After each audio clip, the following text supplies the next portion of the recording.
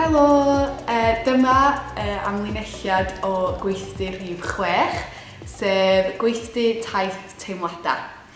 I ddechrau fo, ydych chi angen yr taflen bach yma a sgwennu pa emosiwn ydych chi'n deimlo wrth y gweithgaredd yma, sef adra, ar ffordd i'r ysgol, pan ti'n gweld rhywun yn yr ysgol, yr taith adra a pan ti adra. Wedyn, i gyd-fynd efo hwn, ydych chi'n meddwl am pa lliw sy'n cyfleu yr emosiwn yma i chi. Ar ôl wneud y taflen yna, ydych chi'n penderfynu pa fath o ddefnydd sy'n cyd-fynd efo'r lliw ydych chi wedi penderfynu sydd wedyn yn adlewyrchu yr emosiwn. So fatha dwi wedi penderfynu oren, melyn a glas. So mae hein yn dwi wedi blino, dwi'n flin a dwi'n hapus.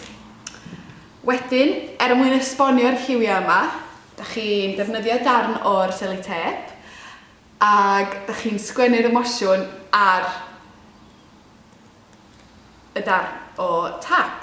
A wedyn mae hynny yn esbonio y lliwiau i pawb arall sy'n gweld yr lliwiau.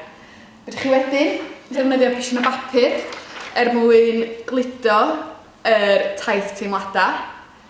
Neu, fatha nathon ni efo prosiect BDV, nathon ni ddefnyddio fishing wire a rhoid o trwad mewn ffordd, so bod o'n darn o gelf mawr. So mae fyny chi mewn ffordd i ddefnyddio fo'n pa ffordd ydych chi eisiau.